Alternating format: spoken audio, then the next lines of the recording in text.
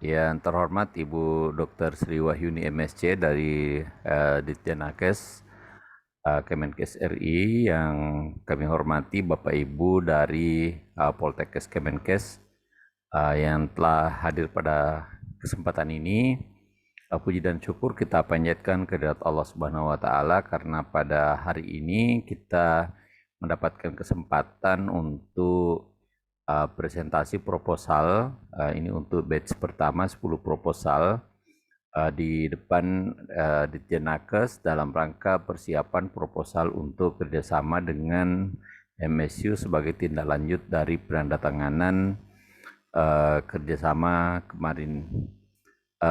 Sebelum kita masuk ke presentasi, kami mohon dari Bu Dr. Sri Wahyuni untuk bisa memberikan arahan kepada para calon peneliti terkait dengan presentasi ini, sehingga ada gambaran seperti apa presentasinya, termasuk ada pertanyaan Pak Fahmi tadi mengenai waktu untuk masing-masing peneliti untuk memaparkan, kemudian setelah paparan mungkin apakah langsung ditanggapi per penelitian sehingga selesai atau seperti apa. Mohon arahannya kepada Bu Dr. Sri Wahyuni, kami persilahkan. Baik, terima kasih Pak Askar. Bismillahirrahmanirrahim. Assalamualaikum warahmatullahi wabarakatuh. Waalaikumsalam. Kami ucapkan terima kasih Pak Askar, Poltekkes Makassar sudah berinisiatif untuk langsung menindaklanjuti apa yang kita telah lakukan, penandatanganan dan MOU dengan MSU beberapa waktu yang lalu. Kami melihat di sini ada kemarin yang melakukan tanda tangan ada 9 Poltekkes. Hari ini kita ada Mamuju, ada Palu, Jayapura 3, kemudian Manado 4, Ada baru 4 yang bergabung. Sorong Bu, dari Pak Yoel Sorong Bu. Oh oke, 5 berarti ya. Kurang 4 lagi ya berarti ya Pak. Iya Bu. Yang 4 lagi kira-kira apakah akan bergabung Bapak? Ini yang 4 dari mana aja yang belum ya Pak? Ya Bu, dari Kupang kayaknya belum ada Bu. Kemudian dari Jayapura ada Pak Rai, kemudian dari Ternate. Ternate belum ada sepertinya Bu. Kupang, Ternate, kemudian 2 lagi apa Pak? Maluku ya. Mhm. Maluku belum. Kemudian dari Kendari. Oh ya, Kendari. Kendari. Ya. Ya Bu, jadi nanti mungkin yang akan presentasi ini sebagian besar dari Palu ya Pak Fahmi ya, atau seluruhnya dari Palu kayaknya yang 10 itu. Jadi mungkin Dok, nanti ini setelah sesi ini, batch yang 10 ini nanti akan lanjut dengan sesi berikutnya. Jadi mungkin yang berkesempatan bergabung ini nanti yang tidak sempat gabung pada hari ini akan gabung di sesi berikutnya Dok. Baik, berarti Ya. sekarang ada 5 Ya. yang udah siap untuk menyampaikan usulan kerjasama penelitiannya dengan MSU ya Pak. Kalau hari ini ada 10 penelitian Dok.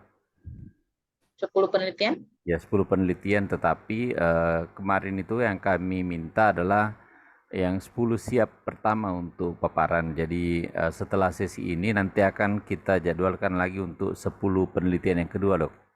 Oh iya. Oh jadi kita berangkatnya dari per judul penelitian. Iya, Dok, Oh, ya, per judul penelitian. baik. Ya. Baik kalau gitu. Kami apresiasi Bapak dan Ibu langsung bisa proaktif untuk bisa menyiapkan apa-apa kegiatan yang ingin dilaksanakan. Kami berharap hari ini bisa semua terakomodir Kami usul kalau boleh ini nanti silakan paparan dulu semua, nanti kami akan catat, kemudian berikan masukan dan feedback-nya setelah di sesi akhir untuk bisa efisiensi waktu. Demikian Bapak Ibu, terima kasih. Baik, terima kasih Dok atas arahannya. Selanjutnya kami sampaikan ke Pak Fahmi, barangkali Pak Fahmi silakan diatur Pak Fahmi urutannya yang siapa yang akan presentasi. Baik. Ya. Terima kasih banyak Pak Askar. Bismillahirrahmanirrahim. Assalamualaikum warahmatullahi wabarakatuh. Waalaikumsalam. Waalaikumsalam warahmatullahi wabarakatuh. Alhamdulillahirrahmanirrahim. Wassalatu wassalamu ala asrafil anbiya wal mursalin sayyidina Muhammadin wa ala alihi wa sahbihi ajmain. Pertama-tama terima kasih banyak yang sebesar-besarnya kepada yang terhormat Bapak Muhammad Askar dari Poltekkes Kemenkes Makassar yang telah memfasilitasi kegiatan ini, juga kepada Ibu Dr. Sri Wahyuni Magister Sains dari Dirjen Nakes yang telah membantu kita untuk kerjasama dengan Pak Fahmi suaranya kecil ya Pak? Manajemen and Science University. Mohon izin Pak Fahmi suaranya dinaikkan. Siap. Kemudian Bapak Ibu dari Poltekkes Jayapura, ada juga tadi Pak Rai, kemudian teman-teman dari Poltekkes Makassar yang sudah siap hari ini, insya Allah 10 orang untuk presentasi. Sebenarnya ada 11 orang Pak Askar, tapi kalau memang 10 saja yang diberikan waktu untuk hari ini, kita akan presentasikan 10, tapi sesungguhnya ada yang 11 yang siap ini, termasuk Ibu Dr. Andi Fatmawati. Kami berikan kesempatan teman-teman untuk mempresentasikan secara singkat penelitiannya, 5 menit satu presenter.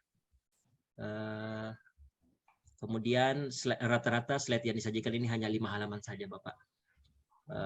Kita mulai dari saya, kemudian bersiap-siap Ibu Andi Fatmawati, kemudian Bapak Dr. Baharudin Condeng, kemudian Bapak Firdaus Kunoli, kemudian Bapak Wijianto, kemudian Bapak Takwin. Untuk sementara ini yang sudah siap di Zoom ini, Ibu Dr. Jurana, kemudian Ibu Irsanti Kolain, dan teman-teman yang lain akan menyusul untuk presentasi. Baik, mohon izin untuk yang pertama mungkin saya mulai dari saya dulu. Salah lagi.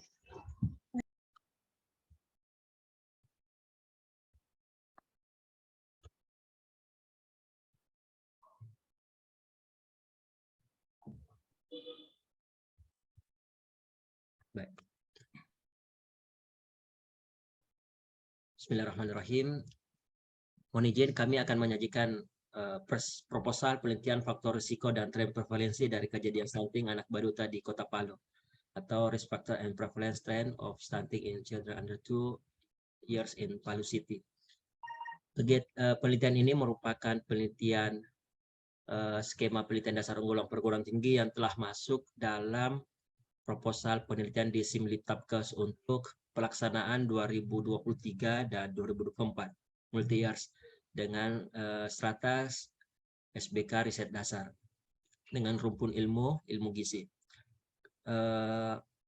Sebagai peneliti utama, saya sendiri Fahmi Hafid, dan peneliti kedua adalah Bapak Nasrul SK Kemenkes, dan kami berharap peneliti ketiga dari Management and Science University Malaysia.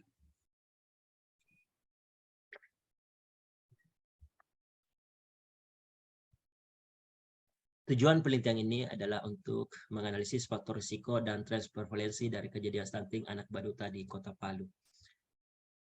Adapun penelitian ini didasari oleh bahwa secara umum berat badan lahir rendah, tingkat sosial ekonomi, dan tinggi badan orang tua merupakan faktor risiko stunting, dan stunting berat itu banyak terjadi di perkotaan dan di perdesaan.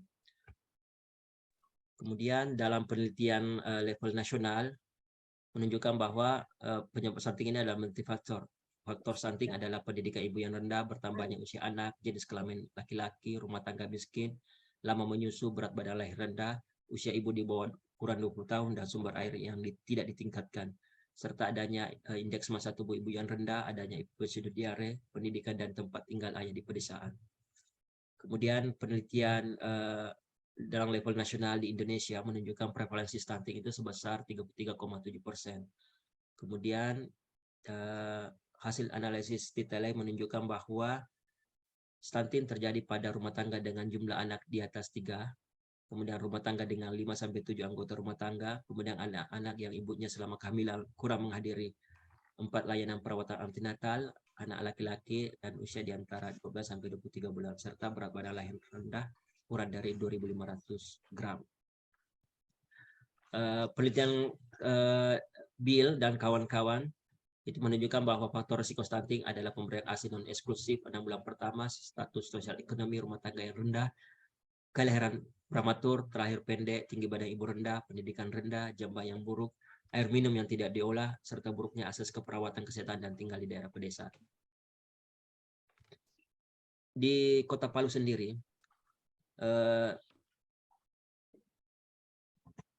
menjadi lokus stunting pada tahun 2023 dan belum diketahuinya risiko downtrend prevalence stunting di Kota Palu menjadi dasar dari penelitian ini.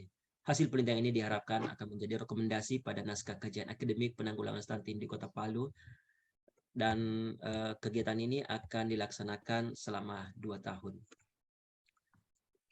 Metode penelitian dengan analitik cross-sectional pada 365 baduta secara cluster simple random. Respondennya adalah Ibu Baduta.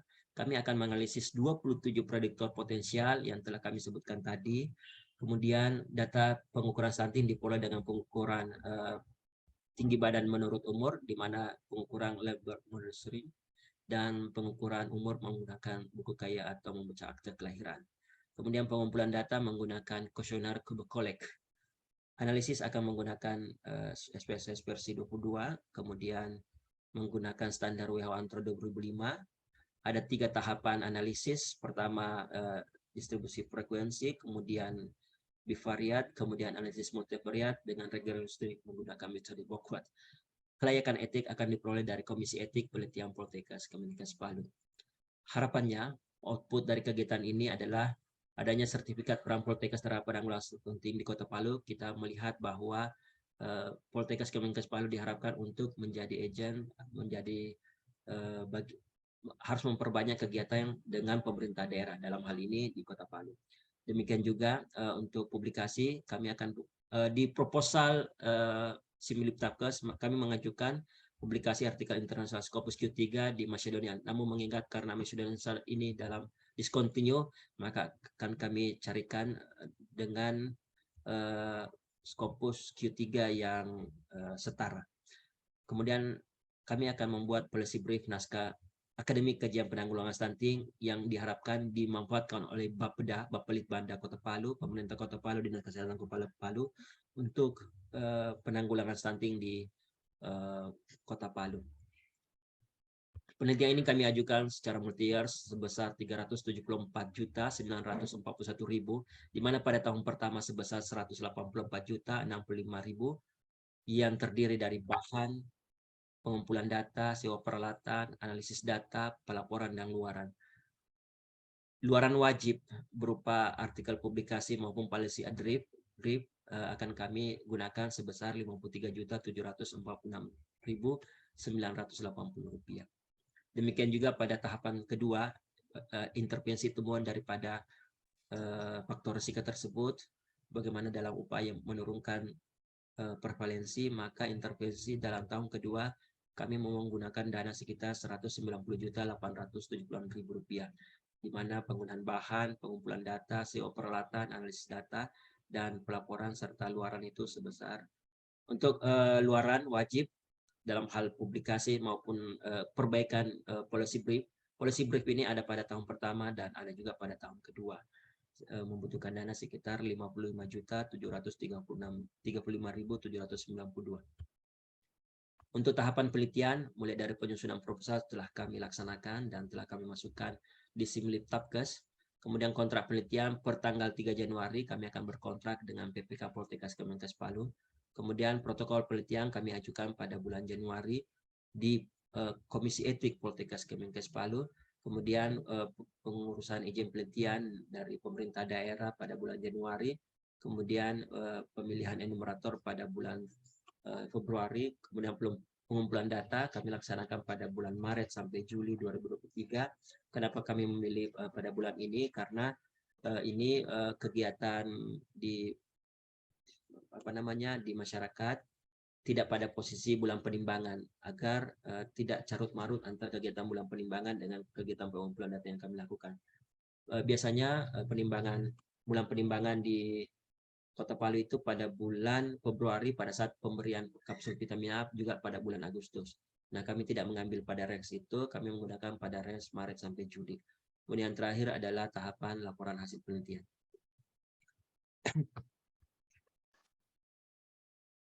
Berikut daftar pustaka yang kami gunakan dalam penelitian kami ada sekitar 21. Nanti ini akan berkembang lagi berdasarkan teman-teman yang akan kami temui nanti di lapangan dari hasil penelitian yang telah kami lakukan.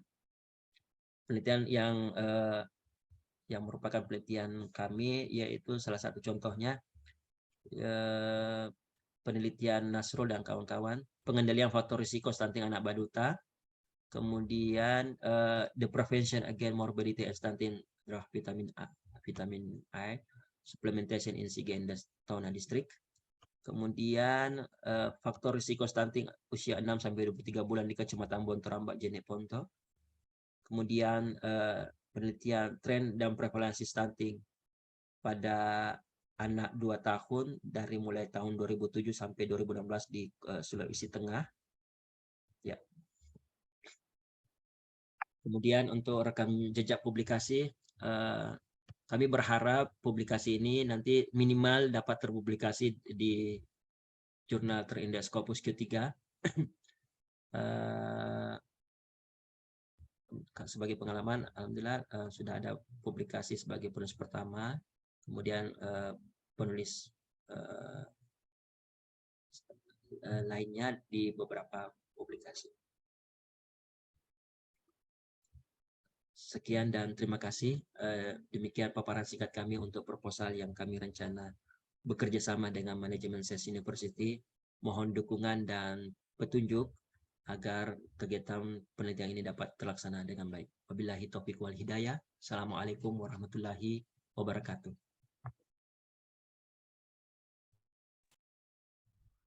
Waalaikumsalam warahmatullahi wabarakatuh. Baik, lanjut selanjutnya Bapak, kami persilakan Bapak Ibu Dr. Andi Fatmawati, Magister Keperawatan, Spesialis Keperawatan Anak. Kami persilakan 5 menit. Terima kasih. Bismillahirrahmanirrahim. Assalamualaikum warahmatullahi wabarakatuh. Selamat sore, selamat sejahtera bagi kita semua. Saya akan mempresentasikan proposal ini dengan bahasa dulu.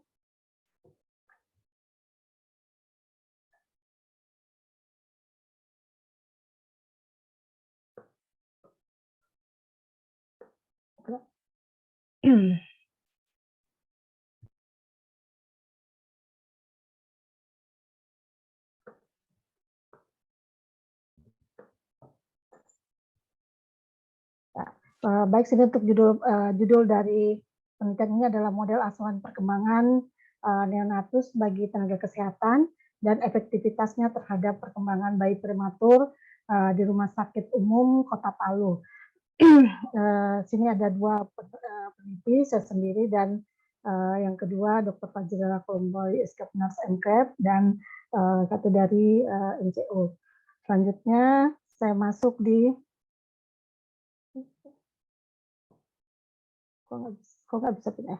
untuk tujuan penelitian ini, di mana mencari solusi pemecahan masalah dalam bentuk model asuhan perkembangan yang bisa diterapkan guna meningkatkan angka harapan hidup pada bayi prematur dan secara tidak langsung menurunkan angka kematian bayi serta meningkatkan kualitas pelayanan kesehatan. Karena di sini penekanan pada di samping menurunkan angka kematian bayi, salah satunya penerapan asuhan perkembangan ini juga adalah untuk meningkatkan apa kemampuan perkembangan bayi setelahnya. Jadi bukan hanya untuk menurunkan angka kematian bayi. Kemudian untuk metode penelitian, di sini ada 3 tahap dalam penelitian ini. Yang pertama pada tahun 2023 itu penelitian kualitatif, kemudian pada tahun 2024 penelitian mixed method, dan tahun 2025 itu penelitian mixed method.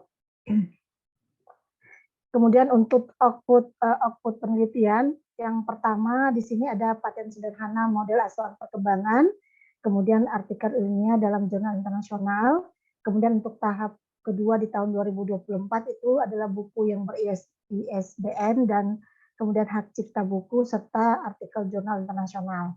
Kemudian untuk tahun 2025 tahap ketiga itu adalah dokumentasi hasil uji coba, kemudian artikel yang dimuat di proceeding internasional. Selanjutnya untuk tahapan dalam penelitian ini ada tiga tahap.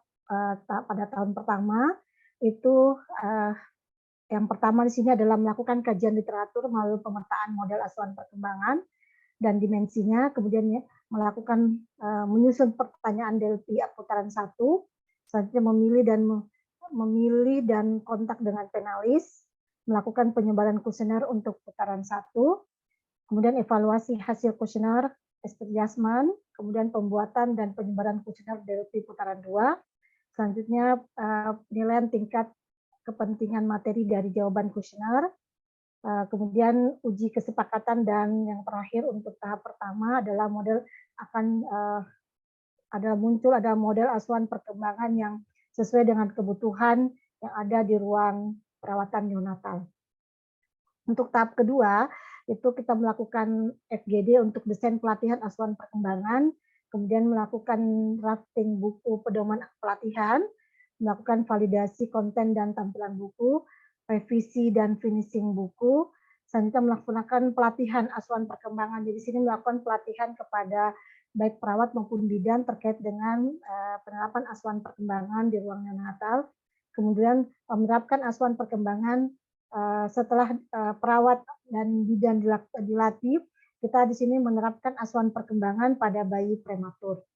Dan untuk tahap ketiga itu kita melakukan evaluasi respon fisiologi. Jadi kita di sini mengukur respon fisiologi pada bayi prematur dan melihat respon stres pada bayi dengan melihat secara perilaku bayi yang mengalami stres.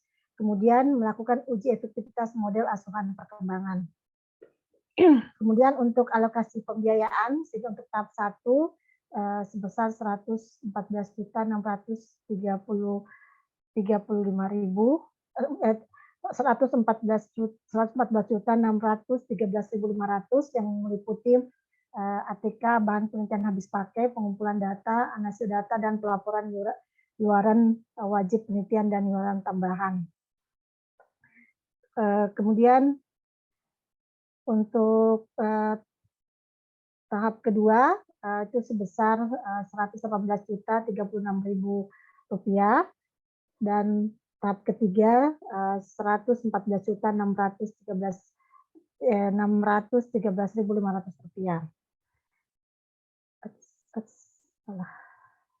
Ini untuk tahap ketiga 112.373.500. Ini adapun referensi ini, sebenarnya referensi ini masih banyak yang dan belum saya masukkan, ada sekitar 36 referensi dalam menyusun proposal ini dan bisa akan bertambah pada saat melakukan penelitian. Baik, terima kasih di pemaparan saya. Assalamualaikum warahmatullahi wabarakatuh dan selamat sore. Waalaikumsalam warahmatullahi wabarakatuh. Kesempatan berikutnya kami persilahkan dengan hormat Bapak Dr. Baharudin Condeng, dipersilakan. Ya, ditampilkan Pak Fahmi. Ya, silakan Bapak tampilkan sendiri, Pak.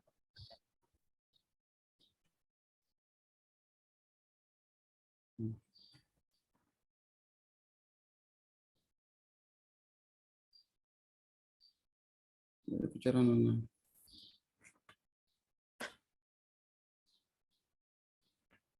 iya.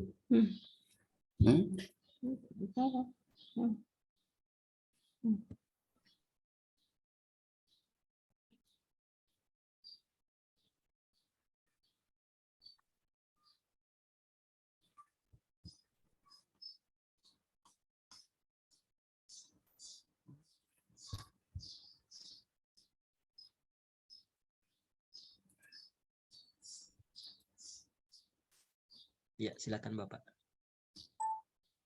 Setelah Bapak Dr. Barudi Condeng, kami nanti siap-siap Ibu Dr. Irsanti Kolain.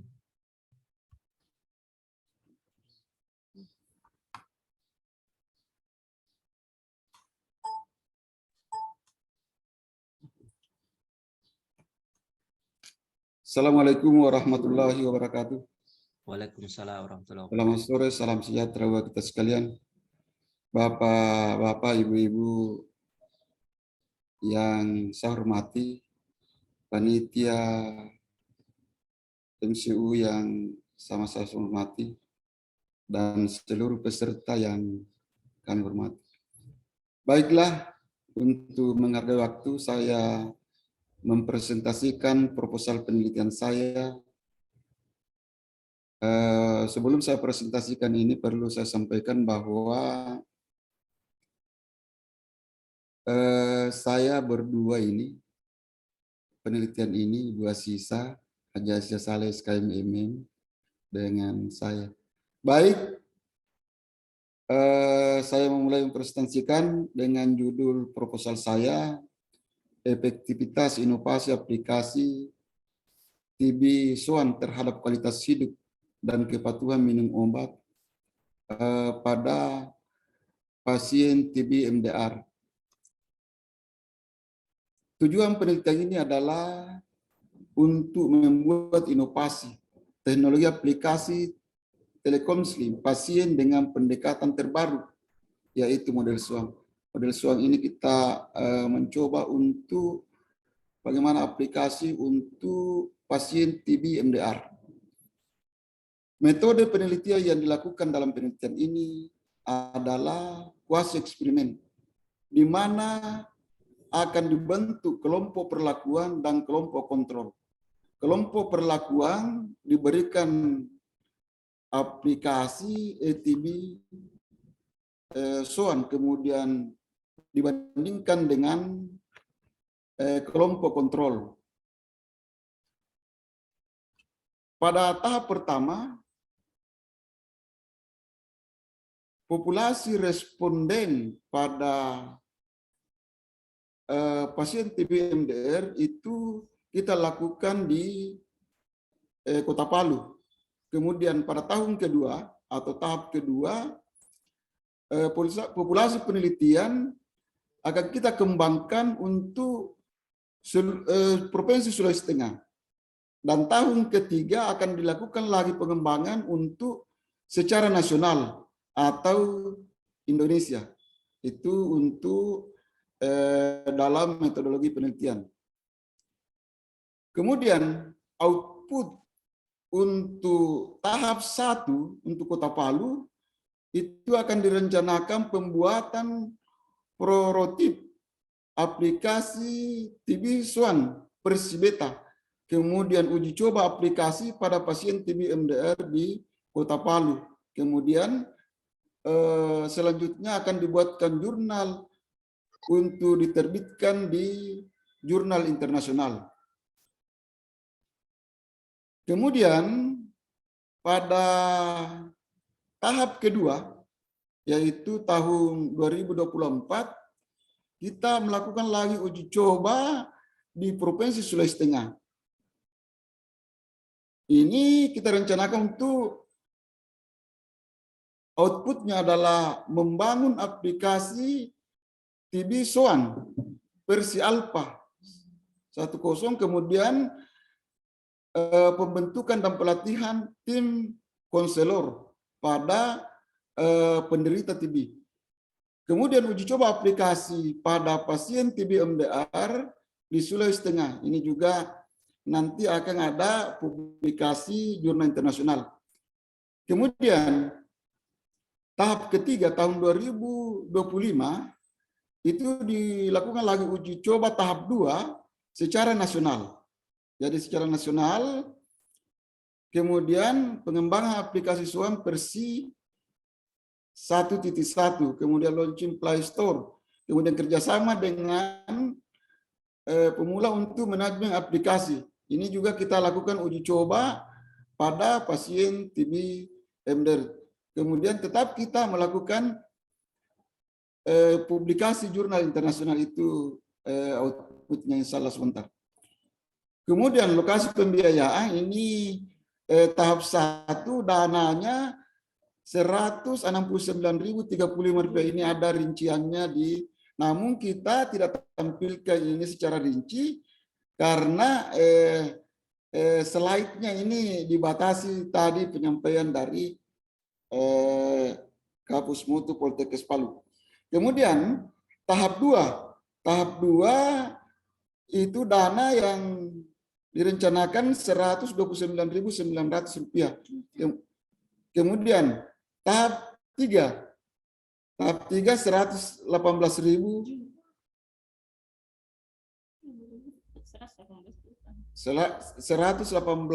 juta rupiah. Ini semua total pembiayaan tahap 1, 2, dan 3 416.935 rupiah. Kemudian kegiatan tahap penelitian pertama adalah pembuatan aplikasi TB SOAN versi beta. Kemudian selanjutnya koordinasi dengan Dinas Kesehatan Kota Palu, dan selanjutnya akan koordinasi juga dengan beberapa puskesmas yang ada di Kota Palu. Kemudian dilakukan uji aplikasi versi beta pada respon secara acak. Kemudian selanjutnya aplikasi hasil penelitian, analisis sistem aplikasi, kemudian selanjutnya adalah dibuatkan laporan hasil penelitian, kemudian dibuatkan manuskrip, publikasi jurnal, dan selanjutnya deployment aplikasi versi alpha. Saya kira itu yang sempat saya presentasikan di proposal penelitian saya. Terima kasih. Mohon masukannya, arahannya. Saya tutup. Assalamualaikum warahmatullahi wabarakatuh. Waalaikumsalam warahmatullahi wabarakatuh. Terima kasih banyak Bapak Dr. Baharudin Conden, SKM MKes. Selanjutnya kami persilakan dengan hormat Ibu Dr. Ersanti Kolen, Magister Keperawatan, Sarjana Keperawatan, untuk menyajikan penelitiannya selama 5 menit. Disilakan. Baik, terima kasih Pak Fahmi. Izin bisa share screen. Tapi Pak Dr. Baharudin Conden bisa close share screen-nya.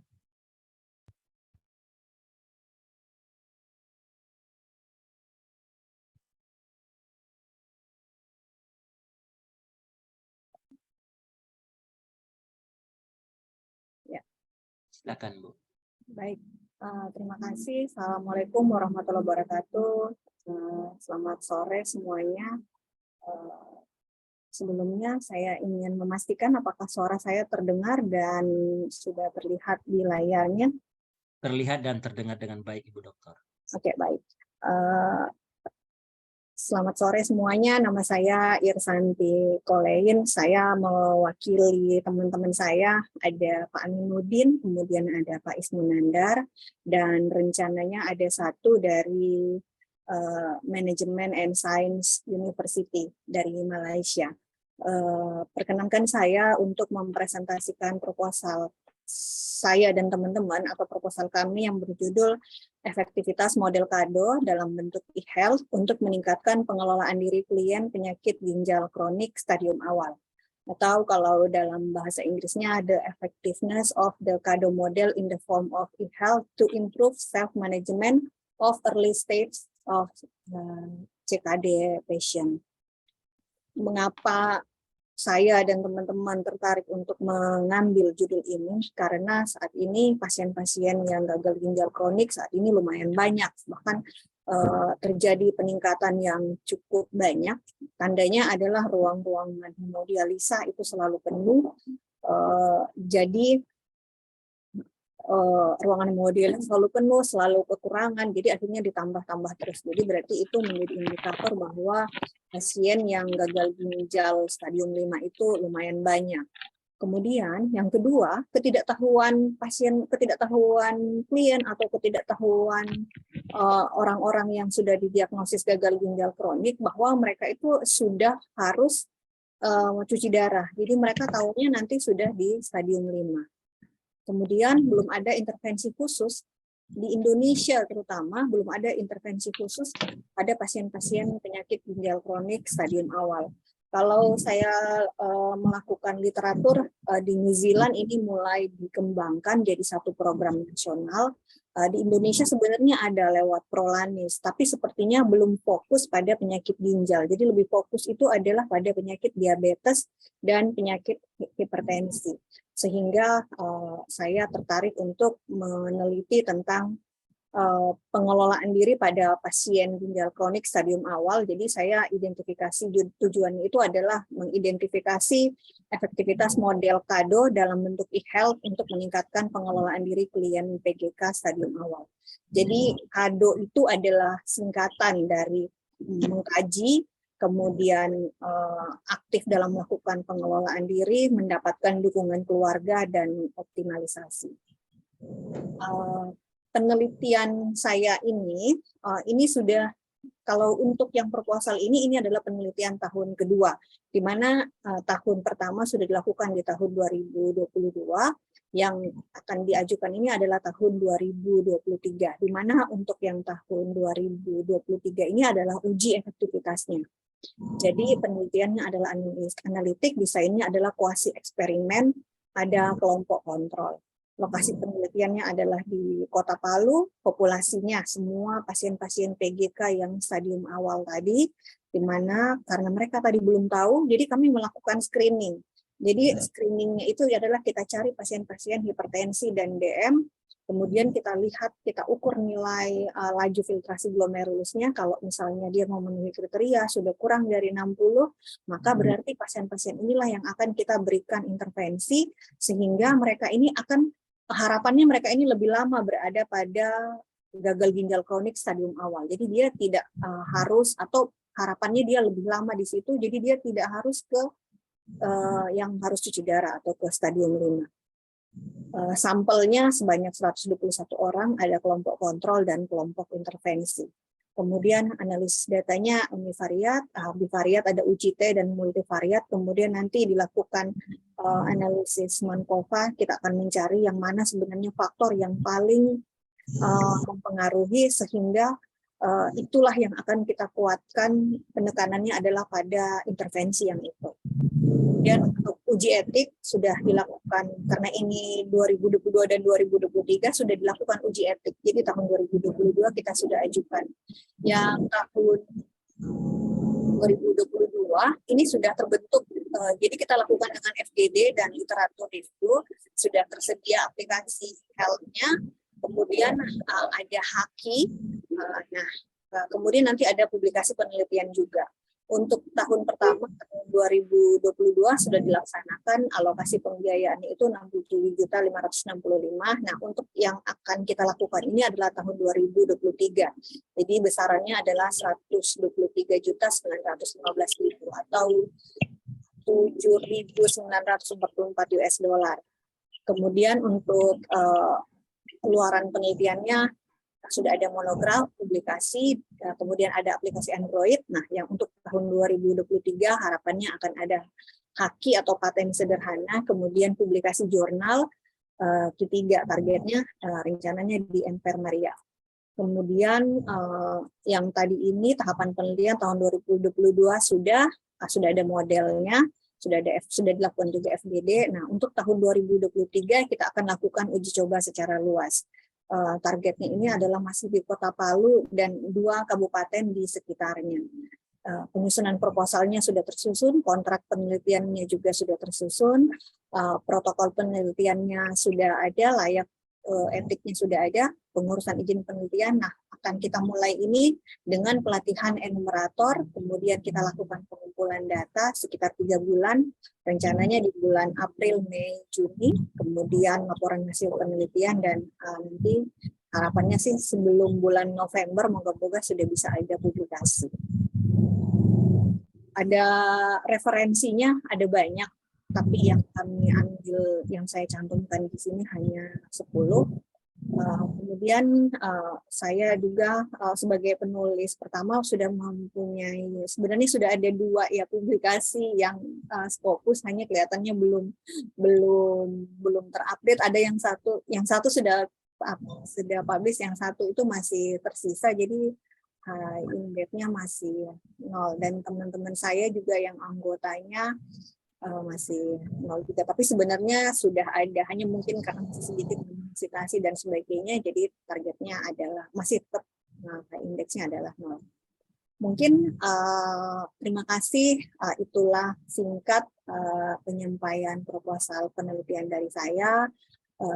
Terima kasih, mohon bimbingannya, mohon koreksinya. Assalamualaikum warahmatullahi wabarakatuh dan selamat sore. Waalaikumsalam warahmatullahi wabarakatuh. Untuk selanjutnya kami persilahkan Bapak Wijianto. Sudah siap Bapak? Ya, waktu 5 menit. Baik. Assalamualaikum warahmatullahi wabarakatuh. Waalaikumsalam warahmatullahi wabarakatuh.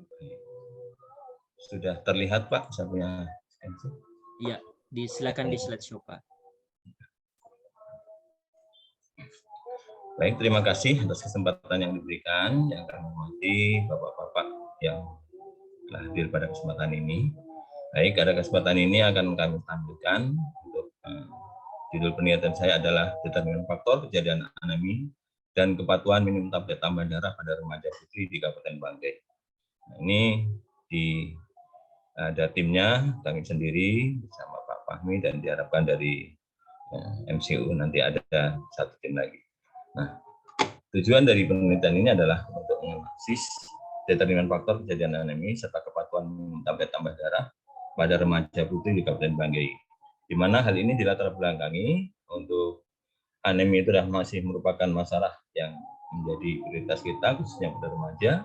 Angka prevalensinya untuk berdasarkan WHO ada 53,7%, dan kemudian hasil riset terakhir 2018 adalah 32%. Sementara itu juga hasil penelitian yang dilakukan Kabupaten Banggai tahun 2019 anemi remaja sebesar 29%. Upaya yang telah dilakukan dalam upaya penurunan anemi ini sebenarnya sudah banyak melalui pemberian tablet tambah darah. Namun kami juga belum mengetahui dampak yang terjadi dari penurunan tersebut. Oleh karena itu kami tertarik untuk mengkaji lebih dalam lagi determinan faktor dari kejadian anemi ini sendiri serta kepatuhan dalam minum tablet tambah darah pada remaja putri. Metode penelitian yang dilakukan adalah penelitian analitik dengan desain prosesional, di mana populasi yang akan diambil pada penelitian adalah remaja putri yang berada di kelas 10 dan kelas 11 dari SMA 2 Negeri Huruf sebanyak 368 orang.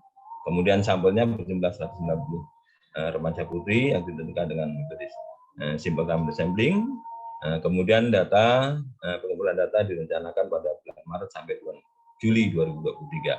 Variabel status anemi ditentukan berdasarkan hasil pemeriksaan kadar Hb dengan menggunakan alat Hemoview. Variabel sosial ekonomi, kebiasaan makan, penyakit infeksi, pengetahuan sikap pola menstruasi diperoleh melalui pengisian kuesioner yang ditanyakan langsung pada responden. Kemudian variabel pola konsumsi, makanan, inhibitor, penyerapan zat besi dilakukan dengan food frekuensi kuesioner. Pengolahan dan analisis data dilakukan secara bertahap melalui uji variat, bivariat dengan derajat kesalahan 0,05 dan multivariat dengan tingkat kesalahan 0,25. Kemudian penelitian ini juga akan melibatkan etik penelitian yang diperoleh dari Komisi Etik Poltekkes Kemenkes Palu. Output yang diharapkan dari penelitian ini adalah adanya publikasi jurnal internasional, dan yang kedua adalah hak cipta.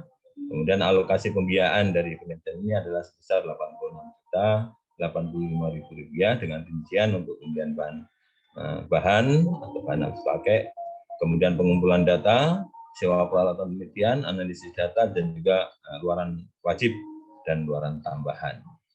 Kemudian yang terakhir adalah tahapan penelitian dilakukan melalui penyusunan proposal, adanya kontrak penelitian, protokol penelitian dan layak etiknya, kemudian izin penelitian dari pemerintah provinsi dan juga Kabupaten Banggai nantinya, kemudian juga pengumpulan data yang dinyatakan pada bulan Maret sampai Juli, dan juga melalui hasil laporan. Demikian yang bisa kami sampaikan dari proposal ini. Untuk literatur atau referensi, kami juga menggunakan ada 20 perhatian yang belum sempat kami sampaikan. Terima kasih atas perhatian. Assalamualaikum warahmatullahi wabarakatuh. Waalaikumsalam warahmatullahi wabarakatuh. Untuk selanjutnya kami persilakan dengan hormat Ibu Dr. Jurana, mungkin bisa 5 menit menyajikan proposal penelitiannya Ibu.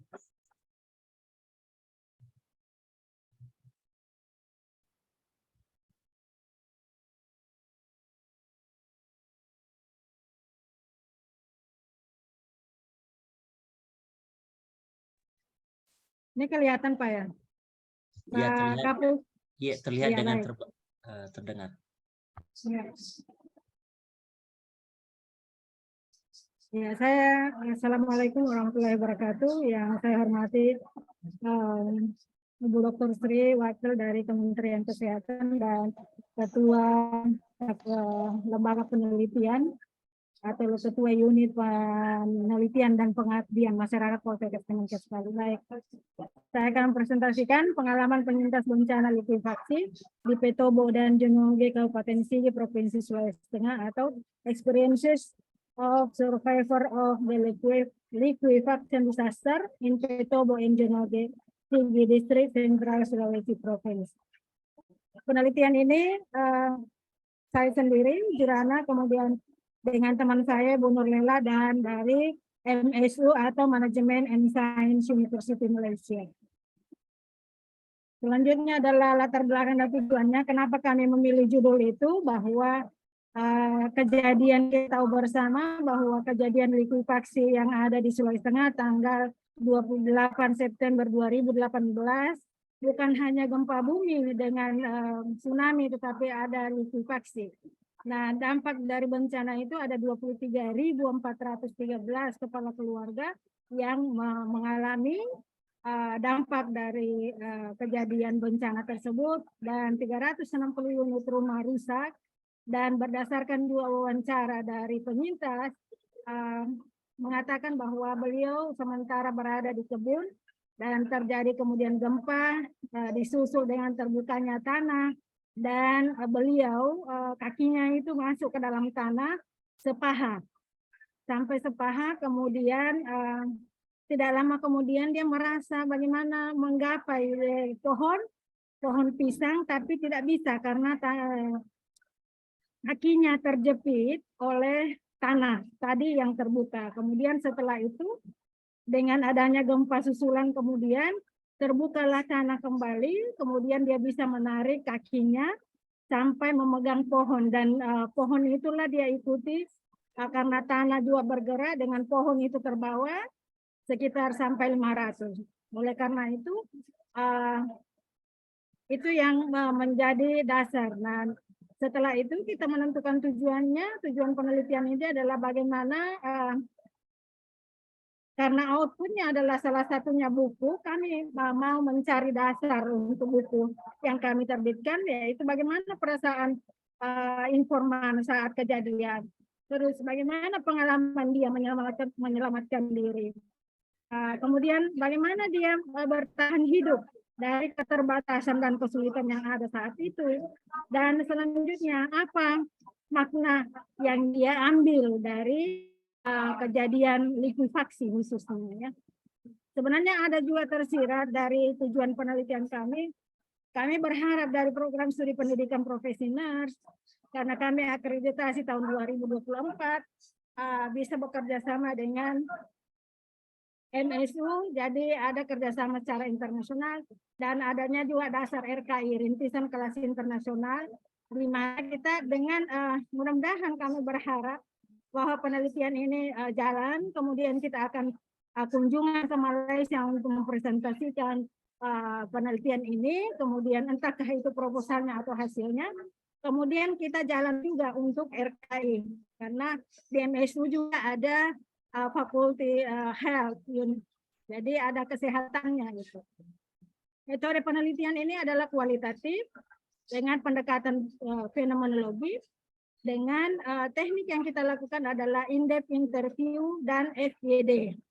Nah, informan yang kami butuhkan dalam penelitian ini tergantung daripada data yang kami peroleh, apakah sudah jenuh atau tidak. Kalau sudah jenuh, berarti penelitian itu terakhir baru kemudian dihitung berapa jumlah informan. Selanjutnya, output yang kami punya, yang kami inginkan adalah buku yang ISBN atau ISSN, kemudian jurnal internasional, kemudian itu yang pada tahap 1. Karena memang penelitian ini 2 tahap, 2 tahun, tapi yang kami bicarakan di sini adalah tahap 1. Tahap 1 itu kami hasilkan outputnya itu adalah buku terkait dengan likuifaksi, bagaimana cara menyelamatkan diri, bagaimana panduan jika terjadi lagi, itu yang kami harapkan. Kemudian ada jurnal internasional. Anggaran pada tahun pertama ada 2 tahap. Tahap 1 yaitu 135 juta, bagaimana mencari yang tujuannya ada 4 tadi, tujuan khususnya. Kemudian di tahap 1 itu, tahun pertama tahap 2, kami mereview atau membuka hasil wawancara, dasar itu kemudian kita review dengan buku dan atau informasi yang saat itu, kemudian kita buat buku. Nah, dengan buku itu biayanya sekitar 10 juta. Kami berharap dengan buku yang kami hasilkan itu akan menjadi panduan. Dan ini memang tidak pernah terjadi di dunia kecuali di Palu. Gitu. Nah, oleh karena itulah itu juga yang membuat kita mengambil penelitian. Tahap kedua itu adalah 150 juta. Ini rencananya pada tahun 2024. Tapi yang kami bicarakan adalah tahun pertama, tahap 1 dan tahap 2. Ya, selanjutnya adalah daftar pustaka. Ini ada berbagai multimedia, mulai dari 18-19. Ini ada berita liputan 6, data provinsi, kemudian BBC, kemudian ada juga buku dari Pak Supirno, kemudian ada Pak Sutopo, ada undang-undang penanganan bencana dari universitas dan Wikipedia. Mungkin itu saja yang bisa saya sampaikan. Terima kasih. Mohon arahan dari terutama khususnya dari Kemenkes, Dirjen Nakes untuk perbaikan proposal ini jika memang memungkinkan untuk dilakukan penelitian. Saya kira demikian Pak Kapus. Saya kembalikan. Terima kasih. Wabillahi taufiq wal hidayah. Assalamualaikum warahmatullahi wabarakatuh. Waalaikumsalam warahmatullahi wabarakatuh. Terima kasih banyak Ibu Dr. Jurana. Selanjutnya kami persilakan dengan hormat Bapak Firdaus dari Poltekkes Kemenkes Palu. Waktu 5 menit, disilakan. Baik, terima kasih.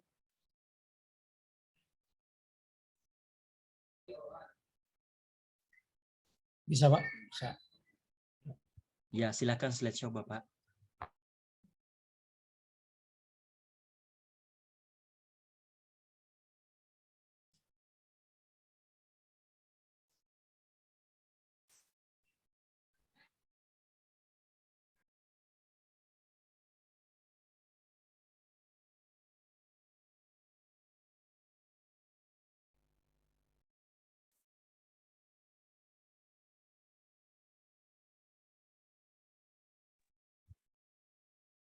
Tekan F5 aja, Pak. F5. Ya, terlihat. Silakan.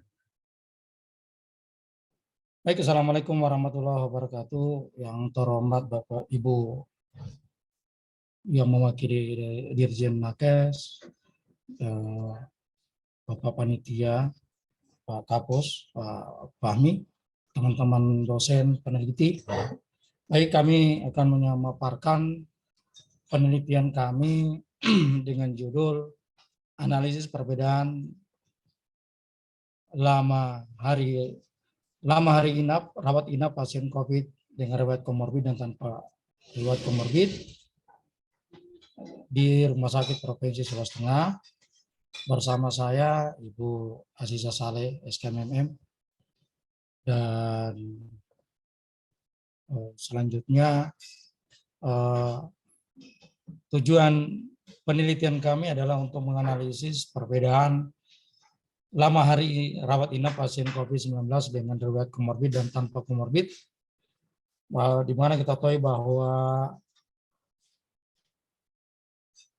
penelitian kasus COVID selama ini masih cukup menjadi masalah utama, di mana kasus prevalensi di Indonesia juga masih cukup tinggi, kurang lebih data terakhir itu yang Sulawesi Tengah per 3 November itu adalah masih tinggi, kurang lebih 61.964,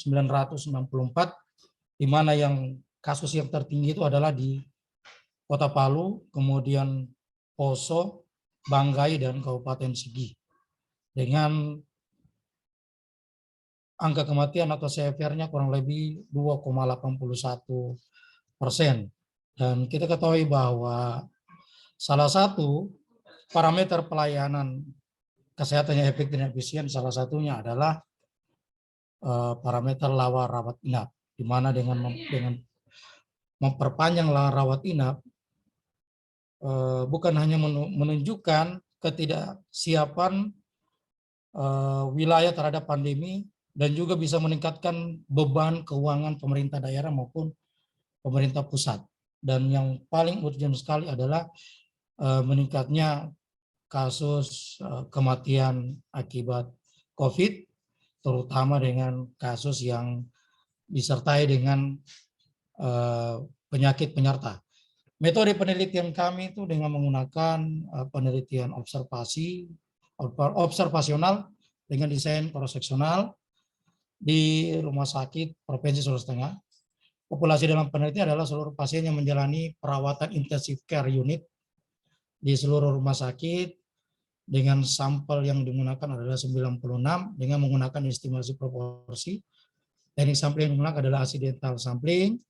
Sedangkan etik penelitian itu kami menggunakan komisi etik dari Poltekkes Kemenkes Palu, dengan menggunakan analisa data yang digunakan adalah uji statistik dengan menggunakan uji t-test. Tentu kita menggunakan dengan sebelumnya dengan menggunakan uji normalitas, dengan alternatif menggunakan uji Wilcoxon dengan menggunakan program SPSS.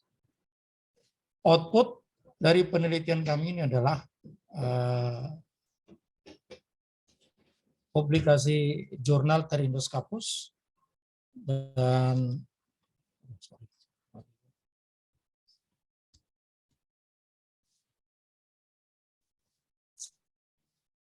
dengan alokasi pembiayaan kurang lebih 279.279 yang multi years.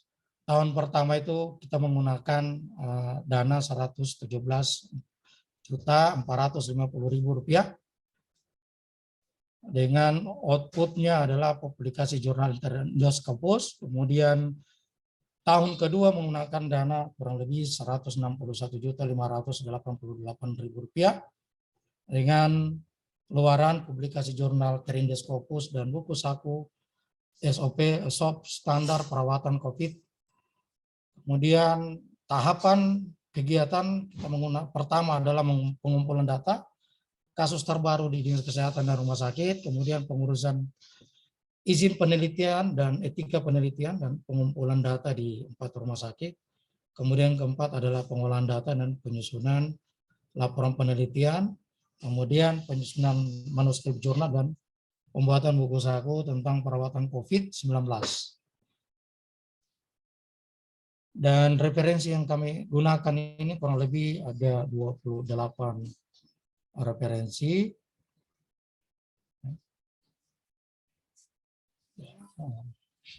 Dan rekam jejak publikasi kami belum masuk ke Scopus, kami baru di Sinta 4. Kemudian judul artikel kami ini ada sebagai peneliti utama dan beberapa jurnal dengan co-author dengan jurnal Poltek dari Poltekkes Kemenkes Palu dan jurnal kolaboratif dan promotif di jurnal Kesehatan Masyarakat Unisnu Palu.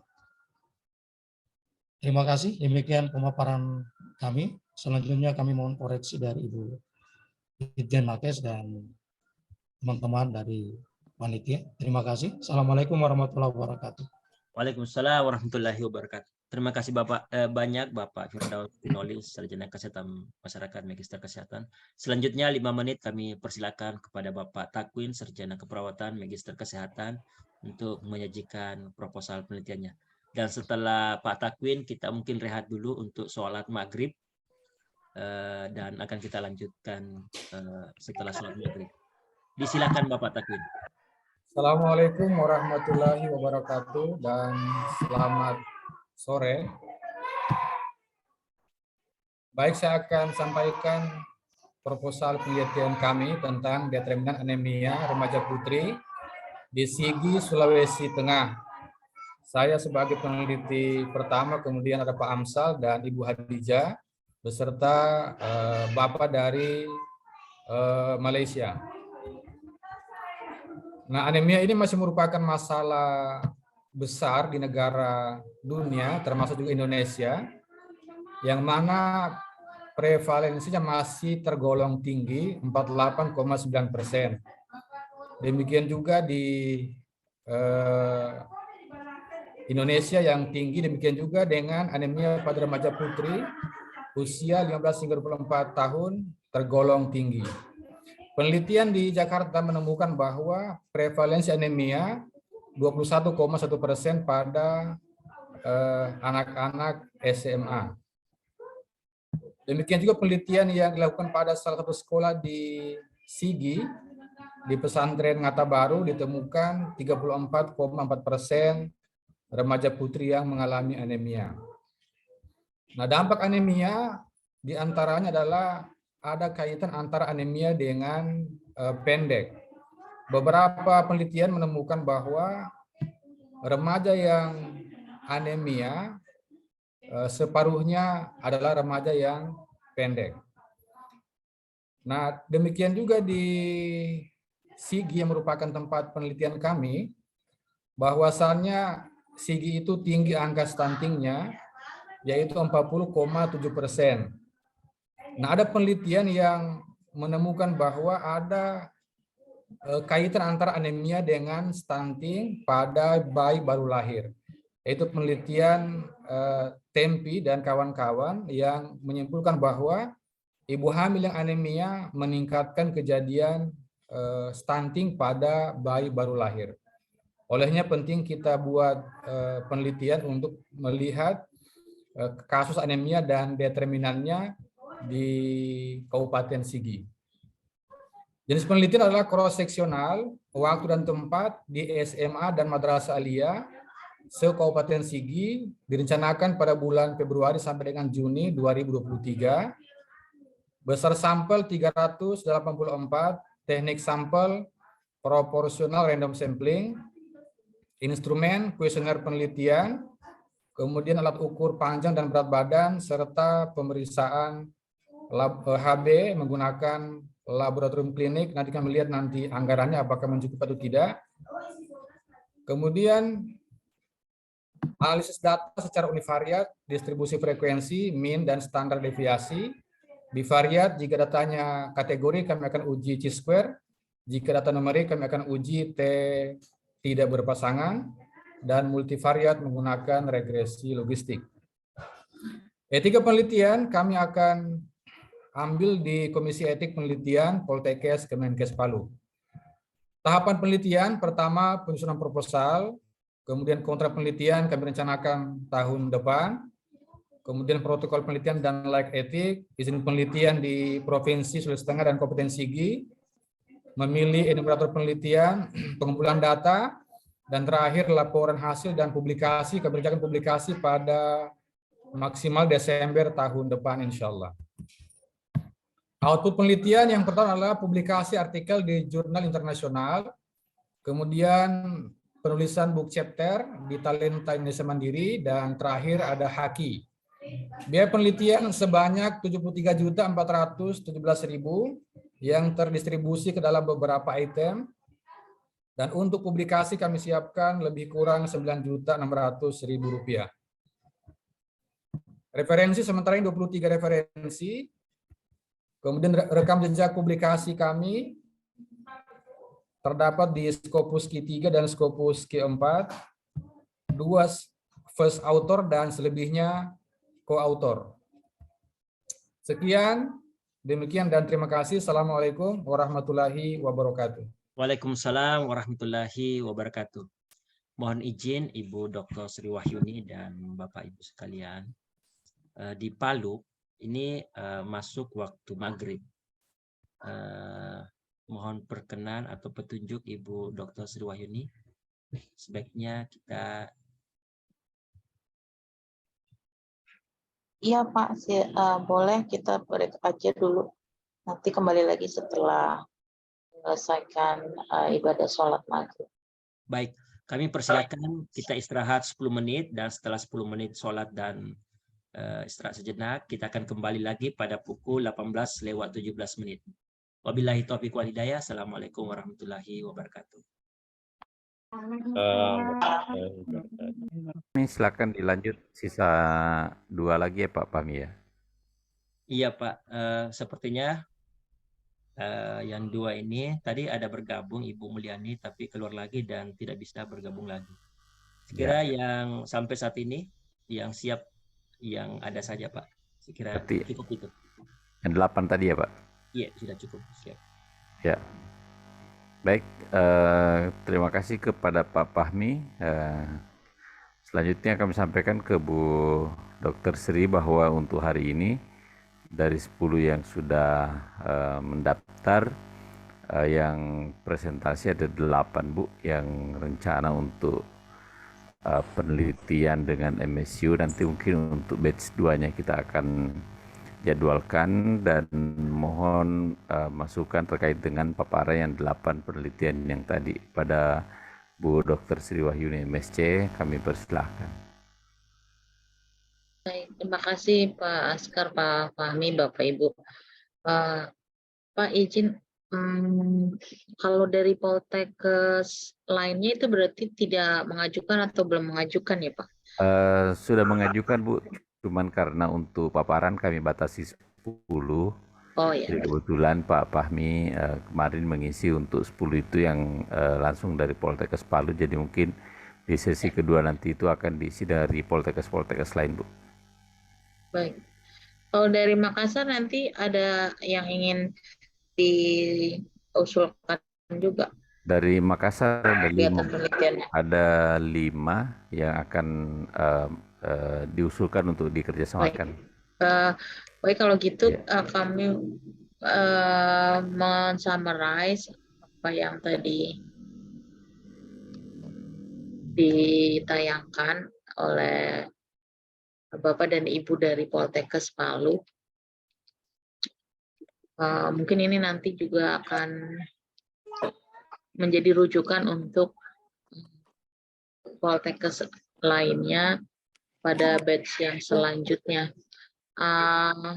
Izinkan kami mengambil beberapa intisari tadi yang sudah dipaparkan.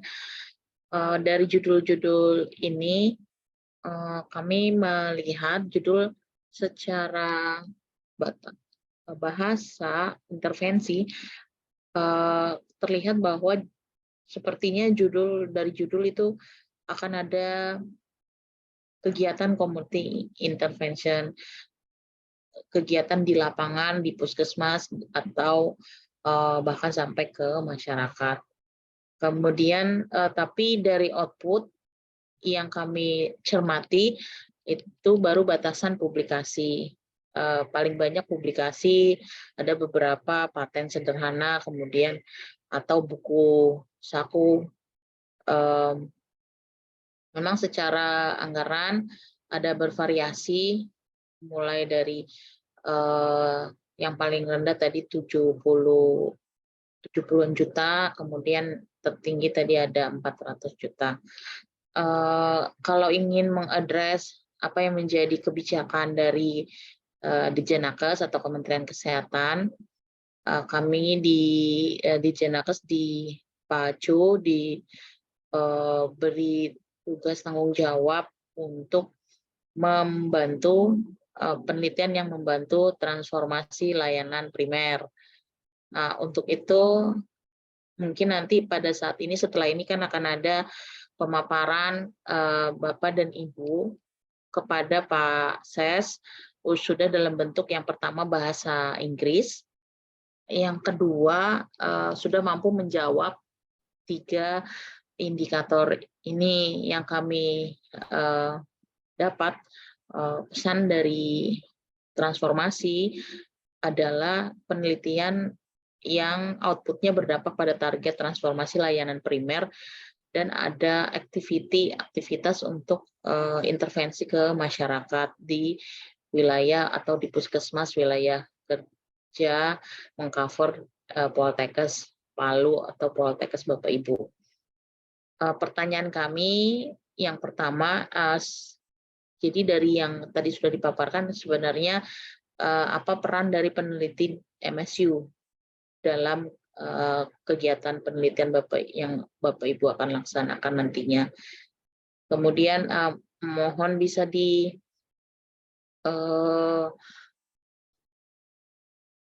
dimasukkan atau ditayangkan juga nanti pada saat pemaparan dengan Pak Ses itu output kegiatan penelitian Bapak Ibu nanti yang mana yang akan memberikan dampak terhadap target transformasi layanan primer, serta bentuk-bentuk kegiatan intervensi yang berbasis masyarakat di wilayah puskesmas sekitar Poltekkes yang Bapak Ibu lakukan. Ini 3 hal, dan hasil observasi kami terhadap pemaparan tadi. Kami mohon kita bisa berdiskusi untuk bisa tahapan selanjutnya ini kan, karena akan ada pemaparan Bapak dan Ibu kepada Pak Ses. Jadi kita ingin lebih efektif supaya apa yang nanti dipaparkan oleh Pak Ses itu langsung bisa diadopt dan kita sampaikan satu pintu secara bersama kepada MSU. Jadi nanti yang akan menyampaikan kepada MSU adalah Ditjenakes. Jadi kita harus siap bahwa nanti akan ada panduan atau harapan dari Ditjenakes, dari Pak Ses yang terkait indikator 3 ini. Mohon masukan Bapak dan Ibu. Terima kasih. Assalamualaikum warahmatullahi wabarakatuh. Waalaikumsalam warahmatullahi wabarakatuh. Waalaikumsalam warahmatullahi wabarakatuh. Baik, terima kasih kepada Bu Dr. Sri atas penyampaiannya. Pada Bapak dan Ibu mungkin ada yang mau ditanyakan langsung, kami persilahkan. Iya, terima kasih banyak Bapak. Mohon izin Fahmi Afif dari Poltekkes Palu. Silakan Pak, silakan. Lihat dari rekapan dari Ibu Dokter tadi, mohon izin untuk penelitian kami itu, penelitian saya, luarannya itu selain publikasi internasional adalah policy brief, naskah kebijakan untuk policy brief program stunting di Kota Palu. Naskah ini sebenarnya dibutuhkan oleh pemerintah daerah, baik juga oleh Bapelitbanda, dan merupakan acuan untuk penyusunan strategi program stunting di Kota Palu. Sehingga dalam luaran penelitian, policy brief ini juga merupakan satu luaran Ibu, dan biasanya anggaran untuk membuat satu policy brief itu kalau misalnya di kabupaten kota itu sekitar 200-an juta. Dengan dana yang ada, yang kita miliki, kita telah membantu pemerintah daerah untuk membuat policy briefnya. Kemudian yang kedua, yang akan menjadi enumerator dari kegiatan ini adalah tenaga pelaksana gizi atau PPG atau ahli gizi yang ada di puskesmas. Sehingga dengan demikian ada dampak pertama pengalaman, kedua income, yang ketiga pemahaman lebih dalam tentang kondisi baduta yang ada di wilayah kerja tersebut. Dan kita juga diminta untuk banyak-banyak menjalin kerjasama dengan pemerintah daerah, dan saya kira dengan kegiatan ini akan ada banyak impact yang akan kita dapatkan dari kerjasama tersebut. Demikian juga ini adalah satu cara kita untuk mempromosikan lulusan Poltekkes di pemerintah daerah, bahwa kebutuhan untuk pengumpulan data seperti ini, tenaga pelaksana gizi membutuhkan ahli media gizi dari lulusan Poltekkes Kemenkes Palu. Sehingga mohon tambahan izin, selain publikasi internasional, output lainnya adalah policy brief penurunan stunting di Kota Palu. Baik Pak, kami tambahkan Pak Fahmi untuk keluaran policy briefnya. Baik, terima kasih banyak.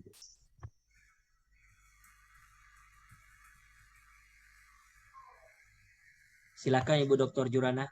Ya, terima kasih Pak Fahmi. Ya, Assalamualaikum Ibu Dr. Sri Wahyuni MSc. Waalaikumsalam. Ya, saya tadi presentasi saya memang yang ditampilkan tadi anggarannya itu 290 sekian juta, tapi itu 2 tahap, artinya 2023 dan 2024. Yang saya ingin tanyakan, apakah sebelum supaya kami bisa perbaiki Bu, apakah nanti setelah ini kita akan mempersiapkan proposal usulan yang kita sudah masukkan itu dengan 2 tahap itu, 2 tahun itu gitu Bu? Apakah hanya atau hanya 1 tahun yang 2023 saja? Atau memang judul penelitian ini kan 2 tahun, atau ditampilkan secara keseluruhan gitu loh Bu. Itu Ya. mungkin yang saya tanyakan. Terima kasih Bu Dr. Sri. Makasih Bu Jurana. Iya, yang akan dipaparkan dan diusulkan ke MSU adalah yang keseluruhan Bu. Kalau boleh tahu tadi Ibu yang usulan judul Likuifaksi Bu. Likuifaksi, oke. Ya. Berarti ini 295 ini adalah total keseluruhan ya Bu? Ya, 2 tahun. Baik. Ya. Nah, jadi ini nanti butuh perbaikan untuk output ya Bu ya? Keluarannya. Ya. Kami ingin melihat di Cenakes ingin melihat lebih dari buku dan jurnal internasional. Baik. Ada yang mungkin Bapak dan Ibu belum sampaikan atau belum masukkan di dalam pemaparan tadi, tapi indikator untuk ada intervensi kepada masyarakat langsung dan pelibatan dari lintas stakeholder di puskesmas, kemudian ke masyarakat itu perlu muncul karena penting buat mengadres transformasi layanan primer. Sekian, Ibu. Terima kasih.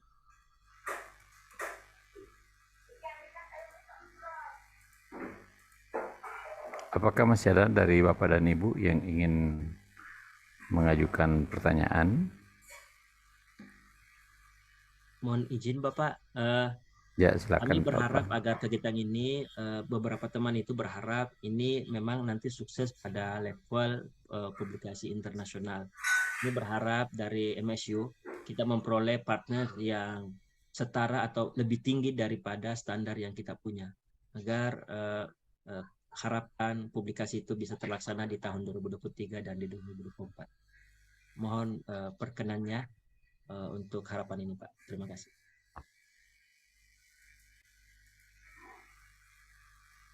Ya, baik. Jadi tadi sesuai dengan dipaparkan Bu Dr. Sri Wahyuni bahwa dalam proposal mungkin juga perlu disampaikan terkait dengan peran peneliti dari MSU nantinya yang kita harapkan dalam penelitian yang akan kita laksanakan sehingga nanti pada saat kita paparan dengan MSU itu mungkin bisa ini kan nanti kami sudah komunikasi dengan Prof. Indang. Jadi nanti mungkin setelah disepakati atau disetujui dari pihak Ditjen Nakes terkait dengan penelitian yang akan dikerjasamakan, itu nanti dari mereka itu akan menginsert peneliti-peneliti dari sana sesuai dengan kebutuhan atau tema penelitian yang kita usung, sehingga mereka memang akan membantu sesuai dengan kebutuhan yang kita tadi, yang seperti Ibu Dokter Sri sampaikan, bahwa peran apa yang kita perlukan dari sana, apakah perannya hanya untuk membantu publikasi saja atau mungkin mendiskusikan terkait dengan penelitian lebih lanjut, atau mereka juga ikut dalam tim penelitian nanti melaksanakan penelitian. Mungkin seperti itu ya Bu Dokter Sri, atau mungkin dari Bu Dokter Sri ada tambahan? Iya Pak Askar, begitu yang kami dapat arahan dari Pak Ses. Mohon tadi indikator tadi bisa dimunculkan sebelum kita menyampaikan usulan ini ke MSU. Jadi kita akan paparan dulu dengan Pak Ses, sudah dalam bentuk dokumen yang berbahasa Inggris dan pemaparan dalam bahasa Inggris. Mungkin kita bisa jadwalkan di dalam waktu minggu depan atau sebelum libur tahun baru. Ya. Baik Bu Dokter, jadi mohon petunjuk karena ini kan ada 37 penelitian. Terus yang mohon petunjuk untuk penelitian-penelitian yang belum paparan sama Bu Dokter Sri, apakah mereka masih boleh paparan dalam bahasa Indonesia dulu, atau nanti paparannya yang berikut itu sebelum ke Pak Sesditjen yang bahasa Inggris, apakah mereka paparan bahasa Indonesia dulu, atau yang pertemuan berikut sudah kita minta untuk paparan dalam bahasa Inggris, Bu? Ya, jadi tahap mekanismenya nanti supaya lebih cepat, lebih efisien waktunya, tadi dilengkapi indikator yang 3 tadi diperbaiki untuk dimunculkan, dilengkapi di matriks yang tadi kami sudah coba kompilasi. Kemudian kalau itu sudah terisi, kami akan sampaikan ke Pak Ses nanti supaya siap-siap Bapak dan Ibu presentasi dalam bahasa Inggris. Kemudian kalau sudah bisa terisi penuh matriks tadi sesuai indikator yang kita harapkan, bisa di-share Pak ke Bapak Ibu yang lain yang belum dalam sesi ini. Akan ada Pak Askar menyampaikan tadi akan ada batch 2. Jadi sebelum mereka masuk ke dalam tahapan pemaparan dalam bahasa Indonesia, sudah di dalam arahan dan guideline yang hari ini kita sepakati.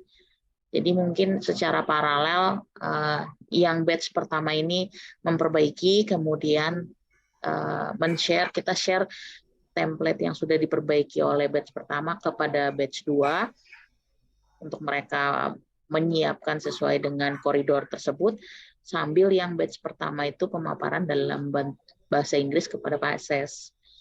Gitu Bapak usulan kami. Mohon arahan. Ya. Baik, terima kasih Bu Dr. Sri Wahyuni atas penjelasannya. Bapak dan Ibu, apakah masih ada yang ingin ditanyakan?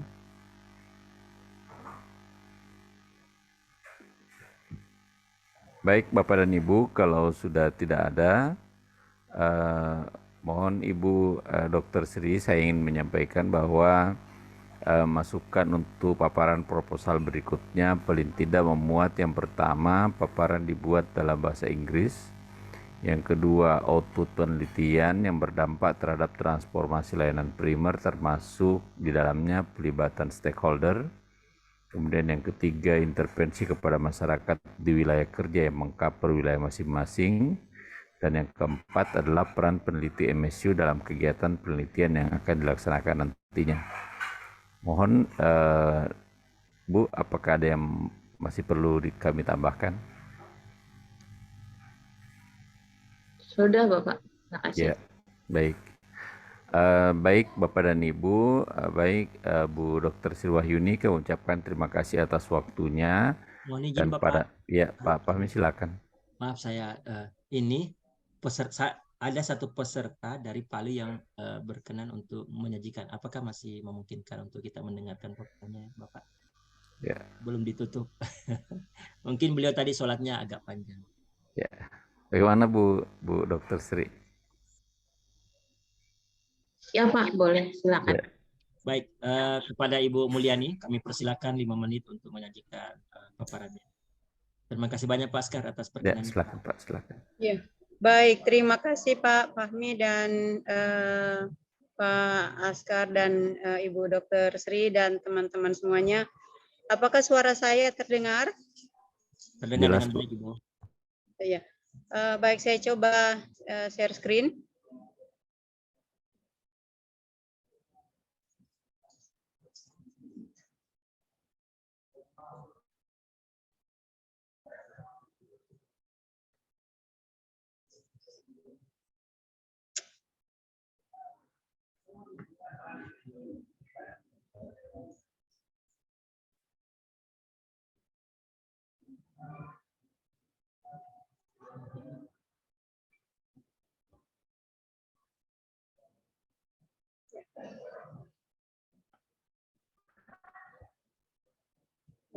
Apakah sudah terlihat Bapak Ibu? Ya, Halo? sudah Bu. Ya, baik. Bismillahirrahmanirrahim. Assalamualaikum warahmatullahi wabarakatuh. Selamat malam dan salam bahagia buat kita semua. Salam sehat dan terima kasih sudah memberikan kesempatan. Baik, kami akan mencoba memaparkan proposal dan sebelumnya mohon maaf karena ini tidak sesuai template. Mungkin nanti akan kami perbaiki. Yang pertama adalah untuk judul penelitian adalah efektivitas penerapan metode Kangaroo Mother Care dengan aplikasi berbasis Android di dalam pemantauan tanda vital bayi berat lahir rendah. Maaf, saya tidak.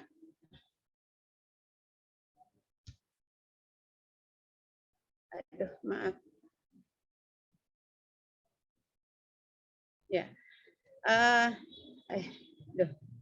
Maaf, sedikit ringkasan bahwa kelahiran BBLR adalah secara fisiologis mempunyai fungsi organ tubuhnya belum optimal dan kita ketahui bahwa sulit mempertahankan suhu tubuh sehingga mudah mengalami hipotermi dan asfiksia yang menjadi salah satu penyebab utama kematian bayi.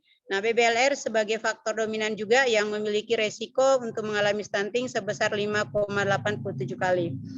Nah, salah satu upaya terapi non-farmakologis untuk mengoptimalkan fungsi fisiologis tubuh adalah dengan metode KMC, dengan skin-to-skin kontak yang relatif dapat bekerja secara optimal, relatif mudah, murah, dan efektif dapat dilakukan di rumah tanpa mengganggu aktivitas ibu sehari-hari, dibandingkan harus menggunakan inkubator di rumah sakit. Efek perawatan KMC ini dapat memperbaiki kondisi fisiologis seperti pernafasan, detak jantung, suhu, dan pola tidur bayi. Kemudian memberikan kontribusi positif juga pada kondisi psikologis ibu pasca melahirkan dan juga dapat mencegah hipotermi sebagai ancaman bagi kehidupan bayi yang memiliki cadangan lemak yang sangat sedikit untuk dapat menahan panas yang menyebabkan terjadinya pelepasan energi yang berlebihan pula. Adapun tujuan penelitian yang menganalisis efektivitas metode EKMC, metode EKMC dengan aplikasi berbasis Android dalam pemantauan tanda vital pada bayi lahir rendah. Nah, untuk metode penelitian, desain yang kami coba gunakan ini adalah bersifat kuasi eksperimen dengan pre-post test one group design melalui penilaian awal sebelum dan sesudah bayi dilakukan KMC. Kemudian gendongan kami buat berbentuk ransel EKMC yang dilengkapi dengan sensor suhu tubuh dan denyut nadi berbasis Android. Jadi nanti aplikasinya di dalam HP. Kemudian memudahkan petugas maupun ibu di dalam melakukan pemantauan tanda vital bayi sehingga diharapkan ibu dapat melakukan KMC yang lebih lama. Selanjutnya, menilai efektivitas hasil rekaman sensor pada KMC dan membandingkan hasil pengukuran menggunakan alat yang digunakan di ruang perinatologi rumah sakit. Sebagai pilih adalah pasangan ibu BBLR yang masih dirawat di ruang perinatologi Rumah Sakit Umum Anunta Loko Parigi. Jumlah sampel dipilih secara konsekutif sampling yang memenuhi kriteria.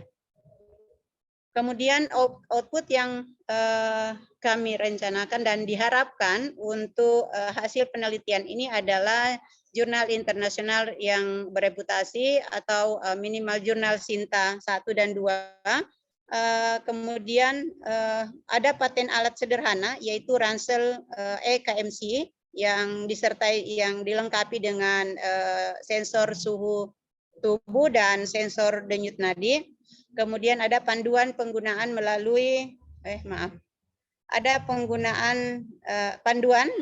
penggunaan melalui video reality 360. Kemudian alokasi dana untuk tahun kedua, karena ini mohon maaf Ibu, Bapak Ibu, ini adalah lanjutan dari penelitian yang tahun 2022 untuk tahun kedua. 123 juta. Gambar di sebelah adalah bentuk yang di dalam adalah gendongan KMC yang kami sudah rancang sedemikian rupa. Kemudian yang di luar ini adalah baju ibunya. Tahapan penelitian tentu diawali dengan penyusunan proposal, kemudian kontrak penelitian dan layak etik, izin penelitian, dan kemudian penyamaan persepsi dengan enumerator atau petugas ruang perinatologi. Selanjutnya pelaksanaan penelitian dan penyusunan laporan. Untuk dalam pelaksanaan tahap penelitian, tahap persiapan, yang pertama melakukan diseminasi dengan petugas ruang perinatologi terkait penelitian yang akan dilakukan. Kemudian yang kedua memperkenalkan aplikasi kepada petugas dan teknik install melalui media Play Store HP. Kemudian yang ketiga, menuntun petugas cara mengoperasionalkan aplikasi pada HP Android. Yang keempat, mempersiapkan gendongan berupa ransel ransel KMC untuk bayi beserta baju ibu yang nyaman dan dirancang lebih modis. Kemudian tahap pelaksanaan, melakukan penilaian awal pada BBLR yang telah memenuhi kriteria tentunya untuk dapat dilakukan KMC dan tanpa kelainan bawaan mayor serta ketergantungan pada alat-alat invasif seperti penggunaan CPAP. Kemudian melakukan pengukuran awal pada BBLR terkait dengan keadaan umum dan tanda vital bayi sebelum memasang ransel EKMC dengan alat ukur yang digunakan di rumah sakit. Setelah dilakukan inform consent, kemudian ibu menyetujui untuk melakukan KMC selama minimal 2 jam per periode. Oleh karena kurang dari 2 jam itu dapat mengganggu aktivitas bayi dalam posisi KMC. Kemudian yang selanjutnya meletakkan bayi dalam ransel KMC yang hanya menggunakan popok sehingga benar-benar terjadi skin to skin kontak antara kulit ibu dan bayi. Kemudian menempelkan ke dada ibu sesuai posisi yang tepat, memasang baju ibu agar tetap tampil lebih menarik, kemudian menjelaskan kepada petugas dan ibu cara melakukan pemantauan suhu tubuh dan denyut nadi melalui aplikasi Android. Selanjutnya melakukan pemantauan suhu tubuh dan denyut nadi bayi secara berkala melalui hasil rekaman HP Android dan membandingkan hasil pengukuran alat rumah sakit. Jadi di dalam HP nanti dapat terekam suhu, kemudian waktu pengukuran, kemudian demikian juga pada denyut nadi. Kemarin kami sudah mencoba untuk mengadakan untuk sensor sementara untuk sensor suhu tubuh, dan dari sekian sensor ini ada satu yang masih dapat digunakan dengan baik, yang bisa disertai dengan chargernya, sehingga dapat digunakan dalam jangka yang cukup lama karena dapat dicas kembali baterainya. Kemudian alat ini kami pesan langsung diorder langsung dari China, sehingga memang juga akan membutuhkan sedikit waktu yang lebih lama di dalam pengorderan sensor. Saya kira ya mudah-mudahan mungkin ini biayanya mungkin bisa nanti ada penambahan sedikit kalau memungkinkan. Ya.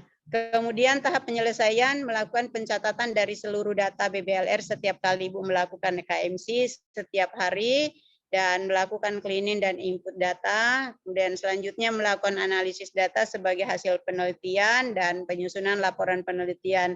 Ini adalah salah satu dokumentasi pada saat dilakukan penelitian di tahap pertama tahun 2022.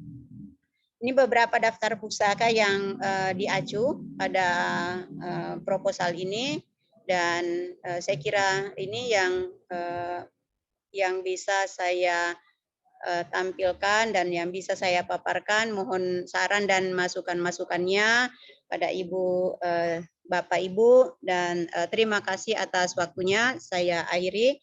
Wabillahi taufiq wal hidayah. Assalamualaikum warahmatullahi wabarakatuh dan terima kasih. Waalaikumsalam warahmatullahi wabarakatuh.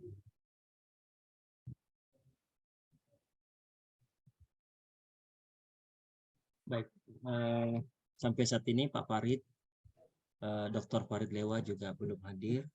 Saya kembalikan kepada Pak Askar dengan Ibu Dr. Sri Wahyuni.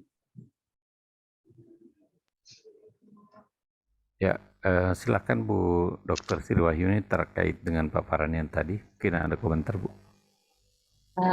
Ya Pak, kita samakan dengan hasil diskusi tadi. Kita akan ada perbaikan setelah ini dari Bapak dan Ibu, sambil sekaligus paralel menyiapkan paparan Pak Ses yang sudah dalam bahasa Inggris. Terima kasih. Ya, baik, siap Ibu.